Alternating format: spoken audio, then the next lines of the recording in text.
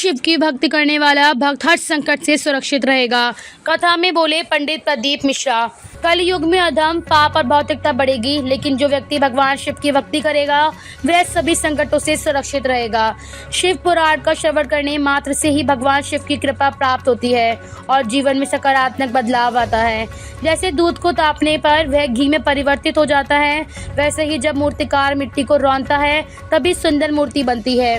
उसी प्रकार भगवान भी अपने भक्तों को कष्ट देकर निखारते हैं। उक्त विचार जिला मुख्यालय स्थित प्रसिद्ध कुबेरेश्वर धाम पर आयोजित ऑनलाइन 7 दिवसीय शिवपुरी शिव महापुराण कथा के 6 दिवस पर अंतर्राष्ट्रीय कथावाचक पंडित प्रदीप मिश्रा ने व्यक्त किए। उन्होंने कहा कि कभी कभी ऐसा लगता है कि भक्त कष्ट भोग रहा है और पापी मस्त है, पर ऐसा नहीं है। कष्ट भी हमारे लिए एक सबक होते हैं। इन कष्टों में भी हम यदि सच्चे मन से भगवान शिव की भक्ति करें तो वे सुख में बदल सकते हैं।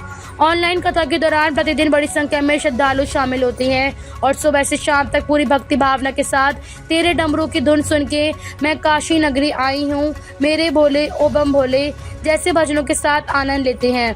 कथा के 6 दिवस पंडित श्री मिश्रा ने भगवान शिव और मां पार्वती की पुत्री अशोक सुंदरी के राजा नहुष से विवाह का विस्तार पूर्वक वर्णन किया। पंडित मिश्रा ने कहा कि भगवान अपने भक्त के प्रेम और निष्ठा की परीक्षा लेते हैं। यह परीक्षा यह दिखाती है कि भक्त वास्तव में भगवान से कितना प्रेम करता है। यदि कठिन समय में भी भक्त भगवान के प्रति अपनी श्रद्धा और विश्वास बनाए रखता है तो वह उसकी आध्यात्मिक उन्नति का कारण बनता है।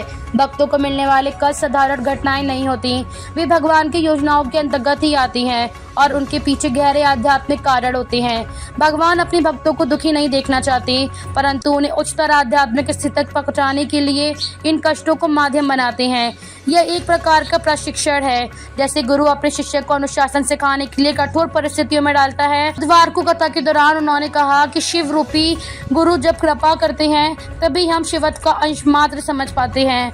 जब तक प्रभु की कृपा नहीं होती तब तक हम धर्म और भक्ति की ओर अग्रसर नहीं हो सकते।